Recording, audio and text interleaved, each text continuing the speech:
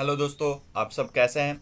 I hope आप सब सही होंगे। मैं भी किराज स्वागत करता हूं आप सभी का अपने चैनल CBS ट्यूब में। जैसा कि फ्रेंड्स आप यहां से देख सकते हैं, आपको थंबनेल दिखाई दे चुका होगा कि आज की जो फिर से सेशन लाई गई है आप लोगों के लिए, उसमें हम लोग हिट चैप्टर डिस्कस करने वाले हैं, जिसका ये थर्ड सेशन हो जाएगा। और टोटल GS सेशन की बात की जाए तो वो आपकी 24th नंबर की सेशन हो जाएगी। और इस सेशन में वही क्वेश्चंस लाया जाता है जो कि आपके एग्जाम में डायरेक्टली पूछे जाते हैं। ठीक है फ्रेंड्स, चलिए आगे बढ़ते हैं। जैसा कि आप यहाँ से देख सकते हैं, ये मेरे चैनल्स पे जो प्लेलिस्ट बनाई गई है आप लोगों के लिए, वह दिखाई दे रहा होगा आपको यहाँ पे।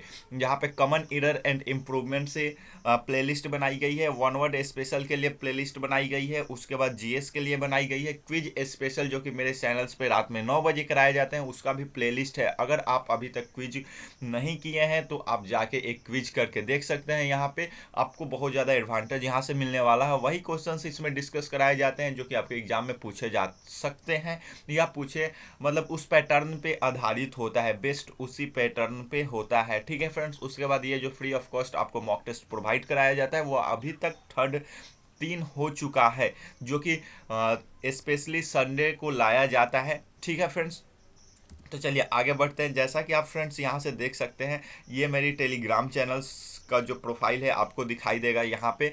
तो आपको करना क्या है कि जाके आपको ये लिंक दिया गया है, आप यहाँ से देख सकते हैं। यहाँ से आपको जाके जुड़ जाना है। जुड़ने से आपको क्या एडवांटेज मिलने वाला है, तो फ्रेंड्स ये एक ग्रुप है, देख सकते हैं, ये टेलीग्राम ग्रुप है, जहाँ पे प्रतिदिन आप लोगों के लिए रात में 8 बजे, जब 8 बजता है रात, ठीक है, तो फ्रेंड्स यहाँ पे क्विज कराई जाती है, जिसके लिए अलग अलग मेंटर आप लोगों के लिए रखे गए हैं। मेंटर का अर्थ हुआ कि जो क्विज कराते हैं। जैसा कि आप देख सकते हैं 24 जुलाई है, और आज के दिन में सत्येंद्र यादव जो है, उनके द्वारा आज मिक्स क्वेश्चंस जो होगा साइंस का कराया जाएगा। मिनिमम 80 क्वेश्चंस कराया जाता है, अलग अलग सेशन करके, लगभग 2 या 3 सीरीज चलता है। तो वहाँ पे आप जुड़ सकते हैं, जहाँ पे आपको ये सारे प्रॉफिट मिल सकता है। उसके बाद बात की जाए तो ये देख सकते हैं एक और ग्रुप क्रिएट किया गया है। ये जो ग्रुप है स्पेशली उन सारे बच्चों के लिए है जो कि एयरफोर्स और नेवी की तैयारी करते हैं। ठीक है फ्रेंड्स, तो यहाँ पे केवल आप लोगों के लिए इंग्लिश की मॉक टेस्ट लाई जाती है। जैसा ही मिनिमम 10 बच्चे हो जाएंगे, यहाँ पे देख सकते हैं कि 7th हैं अभी तक, तो 10 जैसे ही हो जाएंगे यहाँ पे उससे रिलेटेड मॉक टेस्ट प्रोवाइड कराया जाएगा। उसके बाद PDF भी मेरे चैनल्स की जितनी होती है सारे के सारे यहीं पे प्रोवाइड किया जाता है। तो आप यहाँ से जुड़ सकते हैं, ये लिंक दिया गया है। तो आपको करना क्या है कि आपको जुड़ जाना है। अगर यहाँ से नहीं जुड़ सकते तो डिस्क्रिप्शन में बहुत सारा लिंक दिया गया है, मिनिमम 3 लिंक दिया गया है, एक चैनल का है और 2 ग्रुप का है। तो आपको जाके चुपचाप जुड़ जाना है। ठीक है फ्रेंड्स, उसके बाद मजे करते रहिएगा। फिर यहाँ से लिखा हुआ है, जैसा कि आप क्वेश्चंस की तरफ बढ़ते हैं तो देख सकते हैं फ्रेंड्स, फर्स्ट क्वेश्चन लिखा गया है कि अत्यधिक शीत ऋतु में पहाड़ों पर पानी की पाइपलाइन फट जाती है, इसका कारण क्या है। जैसे ही ठंड ज़्यादा होती है, तो बात की जाए जैसे कि जम्मू एंड कश्मीर की, उसके बाद बात कर लो जैसे कि दार्जिलिंग की, तो वहाँ पे जो पाइप होती है जल वाली, वह फट जाती है। इसका कारण क्या है, तो फ्रेंड्स जैसा कि 4 ऑप्शन आप यहाँ से देख सकते हैं। फर्स्ट लिखा गया कि पाइप ठंडक से सिकुड़ जाती है, पाइप में पानी जमने पर सिकुड़ जाती है, पाइप में पानी जमने पर फैल जाती है, या पाइप ठंडक पढ़कर बैठ जाती है। पढ़कर तो वह बैठने वाली है नहीं। ठीक है फ्रेंड्स, तो जैसा कि बात की जाए तो इसकी राइट आंसर जो होगा आपका ऑप्शन C हो जाएगा। जो आंसर की है वो रॉन्ग साइड में चला गया है, तो आप समझ जाइए कि आंसर होने वाला क्या है। तो फ्रेंड्स इसका आंसर जो होगा आपका ऑप्शन C हो जाएगा। जैसे ही ठंडी की दिन आती है, ठंड की दिन आती है, तो क्या होती है कि जो वाटर है जब वह सॉलिड स्टेट में आता है तो उसका वॉल्यूम क्या होता है कि इंक्रीज करता है, आयतन बढ़ता है, जिस कारण से पानी की जो पाइप होती है वह फट जाती है। ये इसकी राइट आंसर हो जाएगी। ठीक है फ्रेंड्स, जैसा कि आप ये क्वेश्चंस देख सकते हैं, ये सारे हीट से रिलेटेड क्वेश्चन है। 2 रेल पटरियों के मध्य जोड़ पर एक छोटा सा स्थान क्यों छोड़ा जाता है, और ये सारी फेमस क्वेश्चंस हैं, बहुत सारे बच्चों को ये पता भी होगी, मुझे पता है। ठीक है फ्रेंड्स, तो देख सकते हैं कि लिखा गया है कि 2 रेल पटरियों के मध्य जोड़ पर एक छोटा सा स्थान छोड़ा जाता है, क्यों छोड़ा जाता है। तो फ्रेंड्स इसकी राइट आंसर जो होगी ऑप्शन B हो जाएगी। क्यों छोड़ा जाता है, क्योंकि जो सॉलिड होता है, जो धातु होता है, बात की जाए मेटल की, क्योंकि वो तो लोहा की बनी होती है, आयरन की बनी होती है पटरी, या उसमें और भी बहुत सारा सब्सटेंस उसमें मिला होता है। तो जो धातु होती है वह गर्म जब होता है तो वह फैलती रहता था, ठंडे होने पे सिकुड़ती है। तो गर्मियों के दिन में वो थोड़ी सी उसमें क्या होती है कि फैलाव आती है। तो अगर मान के चलिए कि ज्वाइंट जहाँ पे होता है, अगर उसको सोल्डिंग कर दिया जाता है तो फिर तो वहाँ पे हानिकारक हो जाएगी, वो टूट जाएगी, इस कारण से थोड़ी सी गैप वहाँ पे छोड़ दी जाती है। ठीक है फ्रेंड्स, जैसा कि नेक्स्ट क्वेश्चन आप यहाँ से देख सकते हैं लिखा गया है, जैसा कि आप देख सकते हैं लिखा गया है कि शीतकाल में जब ठंड से जल जमता है तो मछलियाँ और अन्य जलीय जीव कहाँ पे होते हैं। जैसे बात की जाए नदी की, अब क्या होता है जैसे कि शिमला की बात कर ली जाए, आपकी जम्मू कश्मीर की बात कर ली जाए, डल झील है ये मान के चलिए, तो वहाँ पे क्या है कि बर्फ जब बहुत ज़्यादा ठंड गिरता है तो वहाँ की जो झीलें होती है वह उसकी ऊपरी सरफेस क्या होती है, जो ऊपर का सरफेस होता है वो तो जम जाता है, बर्फ बन जाता है, तो अब उसके अंदर जो प्राणी है वो कहाँ चले जाते हैं ये आपको बतलाना है। तो फ्रेंड्स इसकी राइट आंसर जो होगा ऑप्शन ए हो जाएगा। वे लोग तो जीवित रहते हैं, लेकिन क्या होता है कि जो जल होता है उसका ऊपरी सतह ही केवल जमता है और बाकी सतह जो होता है लिक्विड स्टेट में ही रहते हैं, तो इस कारण से इसका राइट आंसर आपका ऑप्शन ए हो जाएगा। ठीक है फ्रेंड्स, जैसा कि आप 32 नंबर क्वेश्चन यहाँ से देख सकते हैं लिखा गया है कि उष्मा का संचलन की विधि कितने होते हैं। जो उष्मा की संचलन की विधि होती है वो कितने होते हैं फ्रेंड्स, क्या होता है कि बहुत सारे जो एस्पायरेंट होते हैं वह क्या करते हैं कि जब आप 11-12 पास करते हैं तब आपको पता चलता है कि उष्मा के संचलन की विधि कितनी होती है। लेकिन फ्रेंड्स मैं बात करूँ तो ये आपकी 7th की जो साइंस चैप्टर है, 7th की जो साइंस है और उसमें जो हीट चैप्टर है वहीं पे आपको ये पढ़ना है कि उष्मा के संचरण की विधि कितनी होती है। ठीक है फ्रेंड्स, तो इसकी 3 विधि होती है, चालन, संवहन और विकिरण होता है, ये तीनों विधि होती है। अब नेक्स्ट क्वेश्चंस की तरफ बढ़ते हैं और देखते हैं कि अगला प्रश्न क्या है। तो फ्रेंड्स जैसा कि देख सकते हैं लिखा हुआ है कि उष्मा के संचरण की किस विधि में पदार्थ के अणु एक स्थान से दूसरे स्थान तक स्वयं नहीं जा पाते। यहाँ पे अणु रॉन्ग लिखा गया है, वो थर्ड वाला जो न होता है वह होना चाहिए अणु। तो फ्रेंड्स यहाँ से क्वेश्चन ये है कि उष्मा के संचरण की किस विधि में पदार्थ के अणु एक स्थान से दूसरे स्थान तक स्वयं नहीं जाते। क्या वो चालन होगा, संवहन होगा, विकिरण या तीनों। तो फ्रेंड्स उसकी राइट आंसर जो होगी चालन हो जाएगी। अब चालन की जो प्रोसेस होती है, कंडक्शन की जो प्रोसेस होती है वो केवल सॉलिड स्टेट में होती है। बात की जाए तो यह केवल जो होती है सॉलिड, इसका अर्थ हुआ कि केवल ठोस पदार्थों में होता है। और ठोस पदार्थ क्या होता है कि जो उसके मॉलिक्यूल्स होते हैं एक दूसरे के साथ पैक होते हैं, मतलब टाइटली पैक होते हैं, बहुत कठोर रूप से जुड़े होते हैं। तो जब उसको हीट किया जाता है वो तो केवल वाइब्रेट होते हैं और वाइब्रेट होने के कारण एक दूसरे मॉलिक्यूल से टकराते हैं और उस प्रकार से उष्मा जो होती है एक एंड से दूसरे एंड तक चली जाती है। लेकिन इसके जो अणु होते हैं वो अपने प्लेस को नहीं छोड़ते, केवल वाइब्रेशन उसमें होता है। तो राइट आंसर आपका ऑप्शन ए हो जाएगा। उम्मीद करता हूं कि आपको समझ में आ रहा होगा। ठीक है फ्रेंड्स, जैसे कि नेक्स्ट क्वेश्चंस की तरफ बढ़ते हैं और आप देख सकते हैं अगला प्रश्न जो है लिखा हुआ है कि द्रव और गैसों में ऊष्मा, यहाँ पे में ये गलत है, ये हो जाएगा फ्रेंड्स, द्रव और गैसों में ऊष्मा का स्थानांतरण निम्नलिखित में से किस विधि द्वारा होता है। तो फ्रेंड्स उसकी राइट आंसर संवहन हो जाएगी।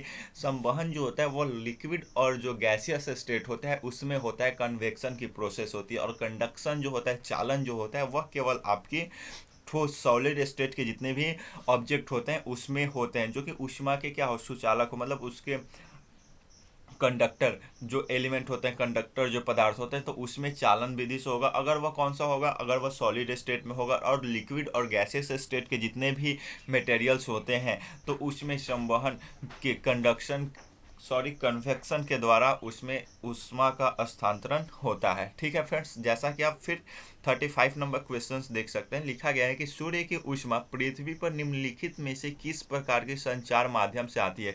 तो फ्रेंड्स इसकी राइट आंसर क्या हो जाएगी, ऑप्शन बी हो जाएगी। जो सूर्य की ऊष्मा होती है वह पृथ्वी पर किस माध्यम से आता है, तो विकिरण जो होता है, रेडिएशन जो माध्यम होता है, ठीक है फ्रेंड्स, उस माध्यम से ही आता है। रेडिएशन में क्या होता है कि किसी भी, जैसे आप देख सकते हैं संवहन की जो प्रोसेस होती है तो वह सॉलिड और गैस स्टेट में होती है, मतलब कि मीडियम की आवश्यकता होती है। लेकिन रेडिएशन में किसी मीडियम की आवश्यकता नहीं होती है, रेडिएशन जो होता है वह डायरेक्टली किरण आती है। तो सूर्य की ऊष्मा पृथ्वी पर निम्नलिखित में से किस प्रकार के संचार माध्यम से आती है, तो राइट आंसर आपका विकिरण हो जाएगा। ठीक है फ्रेंड्स, जैसा कि नेक्स्ट क्वेश्चन देख सकते हैं लिखा हुआ है कि ऊष्मा के स्थानांतरण की किस विधि में माध्यम की आवश्यक नहीं है। ऊष्मा के स्थानांतरण की किस विधि में किसी माध्यम की आवश्यकता नहीं है। तो फ्रेंड्स अभी बतलाया कि जो विकिरण होते हैं उसमें किसी मीडियम की आवश्यकता नहीं होती है, तो ये इसकी राइट आंसर हो जाएगी। ठीक है फ्रेंड्स, जैसा कि 37 नंबर क्वेश्चन आप यहाँ से देख सकते हैं लिखा हुआ है कि निम्नलिखित में से कौन सा ऊष्मा का सर्वोत्तम चालक है। तो फ्रेंड्स यहाँ से 4th ऑप्शन दिया गया है, जल, पारा, लकड़ी और चमड़ा। तो फ्रेंड्स पहले तो लकड़ी ऊष्मा उसमें प्रवाहित होती नहीं है, चमड़ा तो एक जगह से दूसरी जगह जाएगा नहीं। अब बात करते हैं पारा और जल, तो ये तो 2 ऑप्शन इसी तरह कैंसिल हो गया। तो फ्रेंड्स जो मरकरी होता है उसमें ऊष्मा का वह सर्वोत्तम चालक है इन चारों में से बात की जाए। इसी कारण से मरकरी जो होता है उसको हम लोग थर्मोमीटर में भरते हैं। ये राइट आंसर हो जाएगा।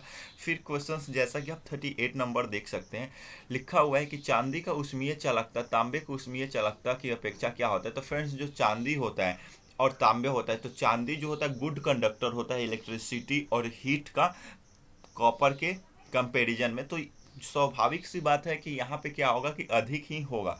तो इसकी राइट आंसर जो होगी वह अधिक होती है, ये हो जाएगी कि चांदी की ऊष्मीय चालकता जो होती है तांबे के ऊष्मीय चालकता से अधिक होती है। ये इसकी राइट आंसर हो जाएगी। ठीक है फ्रेंड्स, जैसा कि 39 नंबर क्वेश्चंस आप देख सकते हैं, यहाँ पे 39 नंबर क्वेश्चंस जैसा कि आप यहाँ से देख सकते हैं, लिखा हुआ है कि बोलोमीटर मापन किसकी युक्ति है। बोलोमीटर मापन जो है किसकी युक्ति है, तो वह हो जाएगी ऊष्मीय विकिरण का। बोलोमीटर जो होता है ऊष्मीय विकिरण का क्या होता है कि युक्ति होती है, ऊष्मीय विकिरण को मापने में प्रयोग में लाया जाता है। ठीक है फ्रेंड्स, जैसा कि 40 नंबर क्वेश्चंस आप देख सकते हैं, लिखा गया है कि एक टेबल पंखे को बंद कमरे में चलाने पे कमरे की हवा पर क्या प्रभाव पड़ेगा। तो फ्रेंड्स, जो टेबल पंखा होता है उसको बंद कमरे में चलाने पे जो होती है गर्मी और बढ़ जाती है। क्यों? क्योंकि उसको तो शुद्ध हवा मिल ही नहीं रहा है। जो हवा आनी चाहिए उसको, जैसे क्या होता है कि रूम आपका ठंडा कब होता है, जब गर्म हवा बाहर जाए और बाहर से जो ठंडी ठंडी हवाएं हैं वह अंदर आए, तब रूम आपका ठंडा होता है। लेकिन जब रूम बंद करके पंखे को चलाया जाता है, टेबल फैन को, तो ये नहीं हो पाता है, जिसके कारण गर्म होता है। लेकिन सीलिंग फैन की बात की जाए जो छतों में होती है, तो अगर वेंटिलेटर लगा हुआ है जिस घर में उस फैन को लगाया गया, तो उस घर में वेंटिलेटर होना चाहिए ताकि जो गर्म हवाएं हैं वेंटिलेटर के माध्यम से बाहर चली जाए और जो ठंडी हवाएं हैं फिर वह आ जाए। ये इसकी राइट आंसर हो जाएगी। ठीक है फ्रेंड्स, जैसा कि 41 नंबर क्वेश्चन आप देख सकते हैं, लिखा गया है कि सूर्य विकिरण का कौन सा भाग सोलर कुकर को गर्म कर देता है। तो फ्रेंड्स, जो अवरक्त किरण होते हैं वही सोलर कुकर को गर्म करता है सनलाइट के माध्यम से। ठीक है फ्रेंड्स, जैसा कि आप नेक्स्ट क्वेश्चन 42 नंबर देख सकते हैं, लिखा हुआ है कि वायुमंडल में आर्द्रता की उपस्थिति एक ऐसे स्टील के गिलास की बाहर सतह पर जल की बूंदें देकर सुनिश्चित की जाती है। जैसे वायुमंडल में आर्द्रता है तो उसको बतलाना है, तो एक स्टील का गिलास लिया, लेकिन उसके अंदर क्या होना चाहिए ताकि पता चल सकता है कि जो वायुमंडल है उसमें आर्द्रता है। तो फ्रेंड्स, आपको मैं बतला दूं कि इसकी राइट आंसर ठंड जल हो जाएगी। क्यों? क्योंकि जो हीट होता है उसकी ट्रांसफ़र होने की प्रक्रिया क्या होती है कि वह हॉटर से कोल्डर की तरफ जाता है। ठीक है फ्रेंड्स, तो अगर जल आपका ठंडा होगा और बाहर से जो हीट आपका जो आर्द्रता होगी, नमी जो होगी, तो वह ड्रॉपलेट्स क्या होता है कि बाहर की टेम्परेचर तो जल के अंदर, सॉरी, जो गिलास के अंदर जल है उसके बाहर की बात की जाए तो वहाँ पे टेम्परेचर मैक्सिमम होगा, तो उसके जो ड्रॉप होते हैं जो कि हमको दिखाई नहीं देता है वायुमंडल में, वह जाके ग्लास पे जैसे ही टच करता है, ग्लास पे जाके टच करेगा, वह लिक्विड स्टेट में आ जाता है और वह हम लोगों को दिखाई देने लगता है। इस कारण से इसका आंसर ठंडा जल हो जाएगा। ठीक है फ्रेंड्स, उम्मीद करता हूँ कि आपको मेरा यह सेशन पसंद आया है। तो सेशन पसंद आया तो मज़े कीजिए। चैनल को क्या करना है, सब्सक्राइब करना है, और उससे भी ज़्यादा मज़ा लेने के लिए आपको क्या करना होगा कि टेलीग्राम चैनल्स पे आ सकते हैं, जहाँ पे फ्री ऑफ कॉस्ट आपको इतनी सारी फैसिलिटी प्रोवाइड कराई जा रही है। तो उम्मीद करता हूँ कि जो लोग भी मेरे वीडियो देख रहे हैं वो मेरे टेलीग्राम चैनल्स को ज़रूर ज्वाइन करेंगे।